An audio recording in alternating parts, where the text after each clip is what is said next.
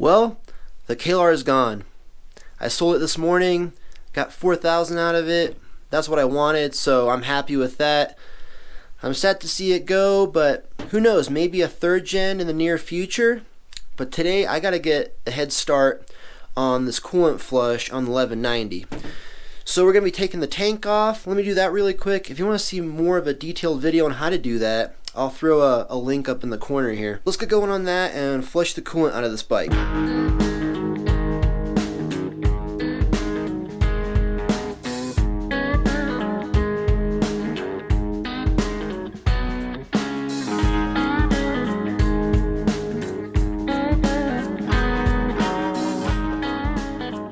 Alright, let's check out the coolant in here. Now I bought the bike with 630 miles on it about a year ago. And I'm pretty sure this fluid has never been changed since 2015. KTM recommends you change it, every 2 years or 24,000 miles. It doesn't look bad. No gunk on the cap. So we're gonna go to the left side of the bike, and you'll see a drain plug underneath. It's just the T30 once again. I'm gonna go ahead and undo that bolt. Make sure your cap's undone on the top. There it goes. Let's go ahead and let that fully drain out. I'm headed over back to the right side of the bike. There's a drain plug right down here. I don't know how well you can see it on camera, but there's a copper washer behind it, so you know you're taking out the right one. 8mm. Find a funnel anywhere, but I have a piece of foil. This may help. Oh,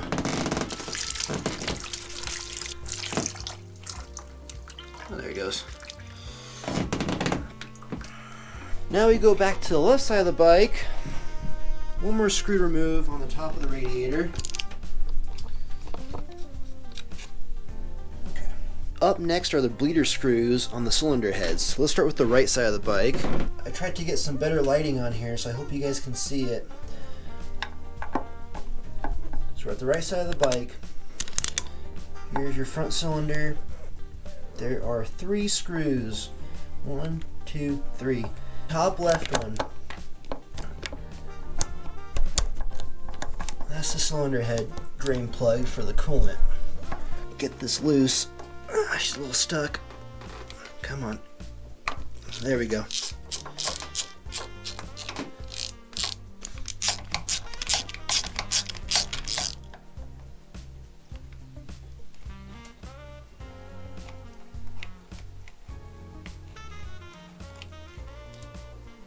Of course, the one on the left side of the bike is much more difficult to get to.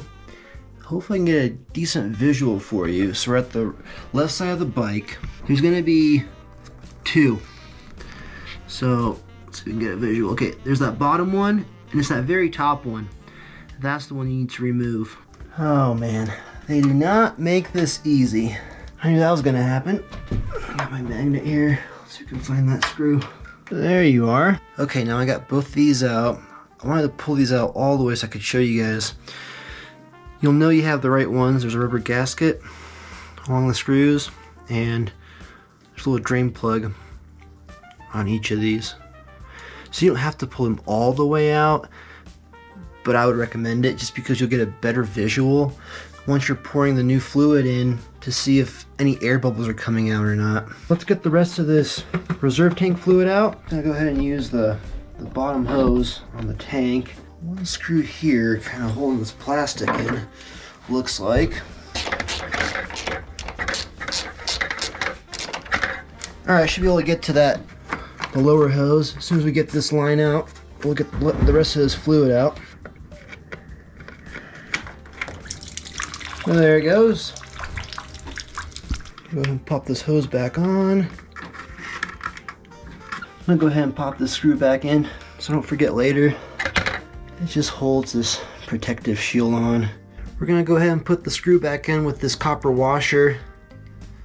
I do not have a new, I'm just gonna go ahead and flip it and throw it back in. almost ready to put the fresh coolant in the bike. Let's go ahead and get this drain plug on the bottom of the radiator back on. And put this top one back on as well. And after doing some research online, I read that to get a proper bleed out of the cylinder heads while pouring the coolant in the bike, you need to raise the front wheel 50 centimeters off the ground to get the proper bleed from the cylinder head screws. It states in the repair manual, I don't have one, but we'll go ahead and do that. See, it says, otherwise you will get a hot spot on the cylinder heads until finally manages to burp that air, usually during some wheelie. But until then, it's a spot that gets no coolant, not the best for the engine. Let's go ahead and grab a lift and lift the bike up slightly. And one day I really hope I have a larger shack and a proper motorcycle lift to work on these bikes. I did find a way to lift that front wheel 20 inches off the ground like the manual calls for. Got a ramp, a couple straps just balancing the bike. So we are ready to start pouring the new coolant in the system. While pouring the new fluid in, keep an eye out on the cylinder head drain plugs that you pulled out earlier. What you want is a constant stream of fluid coming out with no air bubbles. I'm going to start pouring the coolant in. It's the 3.0, the pink stuff. Double check your manual, make sure you're pouring in the correct grade of coolant. And there it goes. I saw a couple air bubbles pop out. We got a constant stream coming out. I'm gonna go ahead and plug that up.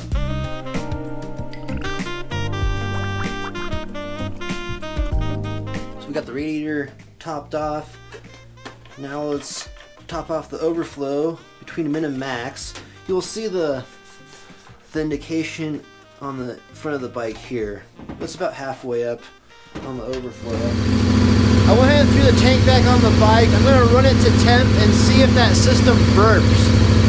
Pop the tank off in a second and see if we have room to pour in more coolant. The bike is cooled off. Let's pop the cap off. We got room for a little bit more. Go ahead and top it off. Not much.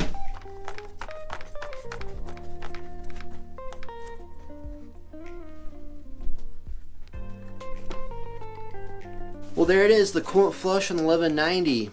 I'll catch you guys in the next one.